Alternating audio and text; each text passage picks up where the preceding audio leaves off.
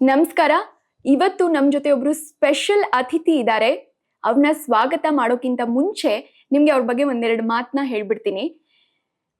ಸಾಧಿಸುವ ಛಲ, ಹಠ, ಜೀವನೋತ್ಸಾಹ ಇದ್ರೆ ಗೆಲುವಿನ ಮಾಲೆ ತಾನಾಗೆ ಒಲಿಯುತ್ತೆ ಅನ್ನೋದಕ್ಕೆ ಇವರು ಬೆಸ್ಟ್ ಎಕ್ಸಾಂಪಲ್. ತೀರ್ಥಹಳ್ಳಿ ಹುಡುಗ ಇವಾಗ ಗಿಚ್ಚಿಗಿಲ್ಗಿಲಿ ಸೀಸನ್ 3ರ ವಿನ್ನರ್ ಆಗಿ ಹೊರ ಹೊಮ್ಮಿದ್ದಾರೆ. ಸೊ ಅವರೇ ನಿಮ್ಮ ಎಲ್ಲರ ನೆಚ್ಚಿನ ಹುಲಿ ಕಾರ್ತಿಕ್ ಅವರು. ಬನ್ನಿ ಅವ್ರನ್ನ ಮಾತನಾಡಿಸ್ತಾ ಹೋಗೋಣ.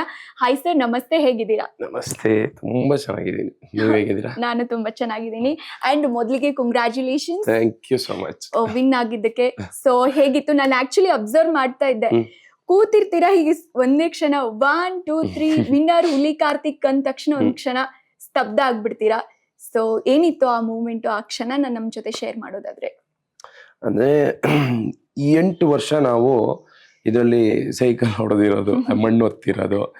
ಸೊ ಅಂದ್ರೆ ಇದು ಎಂಡ್ ಅಂತ ಅಲ್ಲ ನನ್ಗೆ. ಅಪ್ಪ ಸಿಕ್ಬಿಡ್ತಲ್ಲ ಆ ರಿಲ್ಯಾಕ್ಸ್ ಅಲ್ಲ, ಕೊನೆಗೂ ನಮ್ ಗಾಡಿ ಸ್ಟಾರ್ಟ್ ಆಗ್ಬಿಡ್ತಲ್ಲಪ್ಪ. ಇಷ್ಟ ದಿನ ಕಿಕ್ ಹೊಡೆದ್ರು ಸ್ಟಾರ್ಟ್ ಆಗಿಲ್ಲ, ಕೊನೆಗೂ ಒಂದ್ ಸ್ಟಾರ್ಟ್ ಅಂತ ಸಿಕ್ತಲ್ಲ ಲೈಫ್ಗೆ.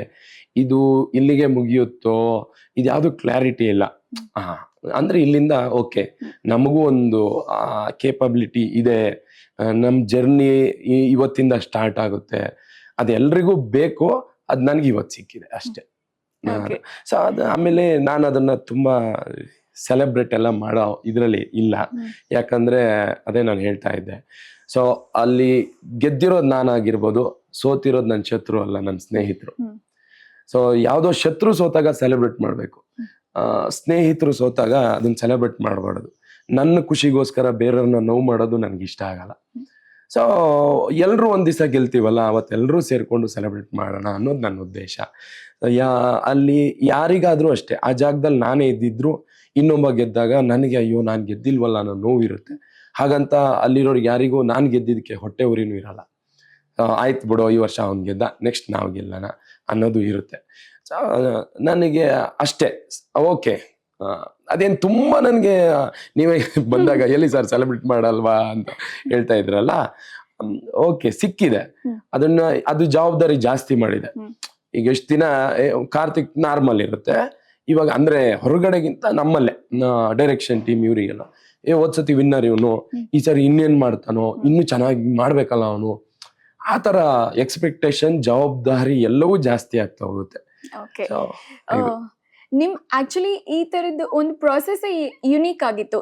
ಅಂದ್ರೆ ಈ ಸೀಸನ್ 3ನೇ ಸೀಸನ್ 50% ಆಡಿಯನ್ಸ್ ವೀಕ್ಷಕರ ಒಂದು ಓಟು, ಇನ್ 50% ಜಡ್ಜಸ್ ಒಂದು ಏನ್ ಇಷ್ಟು ದಿನ ನಟನೆ ಮಾಡ್ಕೊಂಡ್ ಬಂದಿರ್ತಾರೆ ಅದ್ರ ಮೇಲೆ ಒಂದು ಜಡ್ಜ್ಮೆಂಟ್ ಮಾಡಿ ಕೊಟ್ಟಿರೋದು. ಸೊ ನಿಮ್ಮನ್ನ ಒಂದು 50% ಏನ್ ಆಡಿಯನ್ಸ್ ಓಟ್ ಇತ್ತು, ಸೊ ತುಂಬಾ ನಿಮ್ಮನ್ನ ಇಷ್ಟಪಡ್ತಾರೆ, ತುಂಬಾ ಪಾಸಿಟಿವ್ ಆಗಿ ರಿಯಾಕ್ಟ್ ಮಾಡ್ತಾರೆ.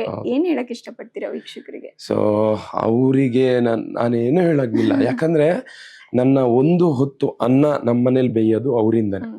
ಸೊ ವೋಟ್ ಮಾಡಿದವ್ರಿಗೆ ಅಷ್ಟೇ ಅಲ್ಲ, ವೋಟ್ ಕೆಲವ್ರಿಗೆ ಮಾಡಕ್ಕೂ ಆಗಿರಲ್ಲ, ಅದ್ರ ಪ್ರೋಸೆಸ್ ಸ್ವಲ್ಪ ಕಷ್ಟ ಅನ್ಸುತ್ತೆ. ಸೊ ಅವ್ರದ್ದೆಲ್ಲರದು ಬ್ಲೆಸ್ಸಿಂಗ್ ಇದೆ. ಈಗ ಕಮೆಂಟ್ ಮಾಡಿದ್ದಾರೆ, ಮೆಸೇಜ್ ಮಾಡಿದ್ದಾರೆ, ಕಂಗ್ರ್ಯಾಚುಲೇಷನ್ಸ್ ಹೇಳಿದ್ದಾರೆ, ವೋಟ್ ಮಾಡಿದ್ದಾರೆ. ನಾನು ಅನ್ಕೊಂತಾ ಇದ್ದೆ, ಗುರು ಇಷ್ಟೊಂದು ನಾನು ಇನ್ನೂ ಯಾರಿಗೂ ಕೇಳೇ ಬಿಟ್ಟೆ, ಇಷ್ಟೊಂದು ಪ್ರೀತಿ ತೋರಿಸ್ಬಿಟ್ರೆ ನಾನು ಹೆಂಗೆ ತಡ್ಕೊಂಡ್ಲಿ, ಇವೆಲ್ಲ ನನಗೆ ಜಾಸ್ತಿ ಅನ್ಸುತ್ತೆ. ಯಾರೋ ಒಬ್ಬ ಕಾಲ್ ಮಾಡ್ಬಿಟ್ಟಿದ್ದಾರೆ, ಕಾಲ್ ಮಾಡ್ಬಿಟ್ಟು ನಾನು ಕಾಲ್ ರಿಸೀವ್ ಮಾಡಿ ಹಲೋ ಅಂದ್ರೆ ಅಳುತ್ತವ್ರೆ, ಸಾಕಣ ಸಾಕು, ನಿಮ್ ವಾಯ್ಸ್ ಕೇಳಿಸ್ಕೊಂಡ್ನಲ್ಲ ಸಾಕು. ನನಗೆ ನಾನು ಏನ್ ಮಾಡಿದೀನಿ? ನಾನು ಏನೂ ಮಾಡಿಲ್ಲ, ಜಸ್ಟ್ ಆಕ್ಟ್ ಮಾಡಿರೋದು. ನಾನು ದಾನ ಧರ್ಮ ಆ ತರ ಯಾರಿಗೂ ಹೆಲ್ಪ್ ಮಾಡೋದು, ನನ್ಗೆ ಯಾರು ಹೆಲ್ಪ್ ಮಾಡಿದ್ರೆ ಆಗ್ತಿತ್ತು, ಆ ತರ ಇರೋ ಪರಿಸ್ಥಿತಿ ನಮ್ದು. ನಾನು ಏನೂ ಮಾಡಿಲ್ಲ, ಯಾಕೆ ಇವ್ರು ಹೇಳ್ತಾರೆ? ಅದೆಲ್ಲ ನಮ್ ಪುಣ್ಯ ಅನ್ಸುತ್ತೆ. ನಾವು ಕಲಾವಿದರಾಗಿ ಹುಟ್ಟಿದ್ರು ದೊಡ್ಡ ಪುಣ್ಯ. ಯಾವಾಗ್ಲೂ ಏನ್ ದುಡ್ಡೇ ಮಾಡ್ಬೇಕು ಅಂತ ಇಲ್ಲ, ಇವ್ರನ್ನೆಲ್ಲ ಸಂಪಾದನೆ ಮಾಡಿದೀವಿ. ಈ ವರ್ಷ ವೋಟ್ ಹಾಕಿ ನನ್ನನ್ನು ಗೆಲ್ಸಿದ್ದಾರೆ. ಸೊ ಅದು ನನಗೆ ಅವ್ರ ಋಣನ ನಾವ್ ಯಾವತ್ತೂ ತೀರ್ಸಕ್ಕಾಗಲ್ಲ. ಅದು ಋಣ ಅಲ್ಲ, ಅದು ಅವ್ರ ಆಶೀರ್ವಾದ. ಹುಲಿ ಕಾರ್ತಿಕ್ ಅವರ ಲೈಫ್ ಬಗ್ಗೆ ಗೊತ್ತಿರುವಂತ ಒಂದು ವೀಕ್ಷಕರ ಒಂದು ವರ್ಗ ಇದೆ. ಅವ್ರು ಯಾವಾಗ್ಲೂ ಹುಲಿ ಕಾರ್ತಿಕ್ ಅಂದ್ರೆ ಏನೋ ಅನ್ಕೊಂಡ್ಬಿಟ್ಟಿದ್ವಪ್ಪ ನಾವು, ಆದ್ರೆ ಹಿಂಗಿದೆಯಾ ಇವ್ರ ಲೈಫು, ಈ ತರ ಒಂದ್ ಕಷ್ಟ ಪಟ್ಕೊಂಡ್ ಬಂದಿದಾರ, ಆಮೇಲೆ ಇದನ್ನ ಕೇಳಿದ್ಮೇಲೆ, ಅವ್ರ ಲೈಫ್ ಜರ್ನಿನ ನೋಡಿದ್ಮೇಲೆ ನಮ್ಗೆ ನಿಜವಾಗ್ಲೂ ಒಂದು ಹೆಮ್ಮೆ, ಒಂದು ಪ್ರೌಡ್ ಕ್ಷಣ ಅಂತ ಎಷ್ಟೊಂದು ವೀಕ್ಷಕರು ನಾನು ನಿಮ್ಮ ಒಂದು ಇದ್ರಲ್ಲಿ ಕಮೆಂಟ್ ಮಾಡಿರೋದನ್ನ ನಾನು ನೋಡಿದೀನಿ. ಸೊ ಅದ್ರ ಬಗ್ಗೆ ಹೇಳೋದಾದ್ರೆ ಅಂದ್ರೆ ನಿಮ್ಮ ಬಗ್ಗೆ ಒಂದು ನಿಮ್ ಜೀವನದ ಬಗ್ಗೆ ಅಂದ್ರೆ ನಿಮ್ಮ ಆಕ್ಟ್ ನೋಡಿದ್ರು ಹಾಸ್ಯನ ಇಷ್ಟಪಡ್ತಾ ಇದ್ರು. ಬಟ್ ನಿಮ್ಮ ಜೀವನದ ಬಗ್ಗೆ ಈಗ ತಿಳ್ಕೊಂಡಿರೋರು ಅದನ್ನ ನಿಮ್ ಜೀವನಾನು ಪ್ರೀತಿಸೋಕ್ ಶುರು ಮಾಡಿದ್ದಾರೆ ನಿಮ್ಮ ಜೊತೆಗೆ. Thank you so much. ನನಗೆ ಇಷ್ಟೇ ಉದ್ದೇಶ, ಎಲ್ರಿಗೂ ಕಷ್ಟ ಇದೆ, ಇನ್ಕ್ಲೂಡ್ ಅಂಬಾನಿಗ್ ಕೂಡ ಕಷ್ಟ ಇರುತ್ತೆ. ಸೊ ನಾವು ಇರೋ ಪರಿಸ್ಥಿತಿನ ನಾವು ಎಷ್ಟು ನೀಟಾಗಿ ಹ್ಯಾಂಡ್ಲ್ ಮಾಡ್ತೀವಿ ಅನ್ನೋದ್ರ ಮೇಲೆ ನಮ್ಮ ಜೀವನ. ನಾನೆಲ್ಲೋ ಒಂದ್ ಕಡೆ ಸ್ಟಿಕನ್ ಆಗಿ ನಿಂತ್ಕೊಂಬಾರ್ದು, ಅಲ್ಲಿಂದ ಮುಂದೆ ಹೋಗಕ್ ನೋಡ್ಬೇಕು, ಇರೋ ಕೆಲ್ಸನ ಎಕ್ಸಲೆಂಟ್ ಆಗಿ ಮಾಡಕ್ ನೋಡ್ಬೇಕು. ಬಡವರಾಗಿ ಹುಟ್ಟೋದ್ ತಪ್ಪೇ ಇಲ್ಲ. ನಾನು ಹುಟ್ಟೋ ಮಕ್ಕಳು ಪ್ರತಿಯೊಬ್ಬನು ಬಡವರಾಗೆ ಹುಟ್ಲಿ, ಅದಾದ್ರ ಮೇಲೆ ಅವ್ರ ಜೀವನ ಅರ್ಥ ಮಾಡ್ಕೊಂಡು ಶ್ರೀಮಂತರಾಗಿ ಸಾಯ್ಲಿ ಅಂತಾನೆ ನಾನು ಬಯಸೋದು. ಯಾಕಂದ್ರೆ ಬಡತನ ನಿಮ್ಗೆ ದುಡ್ಡಿದ್ರೆ ಒಳ್ಳೊಳ್ಳೆ ಕಾಲೇಜಲ್ಲಿ ಎಜುಕೇಶನ್ ಮಾಡಬಹುದು ಇನ್ ಥಿಯರಿ, ಬಟ್ ಬಡತನ ಇದ್ರೆ ಪ್ರಾಕ್ಟಿಕಲ್ ಎಜುಕೇಶನ್ ಸಿಗುತ್ತೆ ನಿಮ್ಗೆ. ಸೊ ನಾನು ಊಟ ಹೆಂಗ್ ಹುಡ್ಸ್ಕೊಬೇಕು ಅಂತ ಗೊತ್ತು. ಈಗ ಯಾರೋ ಒಬ್ಬ ದೊಡ್ಡ ಕೋಟ್ಯಾಧಿಪತಿ ಹೋಗ್ತಾ ಇರ್ತಾನೆ ಫ್ಲೈಟ್ ಅಲ್ಲಿ, ಏನೋ ಆಗಿ ಬಿದ್ದೋಗ್ಬಿಟ್ಟ, ಅವನ ಹತ್ರ ಏನೂ ಇಲ್ಲ, ಬದುಕಕ್ಕೆ ಬೇಕಲ್ಲ. ನಮ್ಮ ಊರಲ್ಲಿ ದೊಡ್ಡ ಶ್ರೀಮಂತ, ನಾನು ಅವ್ರ ಮಗ ಇವ್ರ ಮಗ, ಎಲ್ಲ ಬಿದ್ದೋಗಿದ್ದೇನೆ, ಯಾರು ಪರಿಚಯ ಇಲ್ಲ, ಏನೂ ಇಲ್ಲ ಅಂದಾಗ.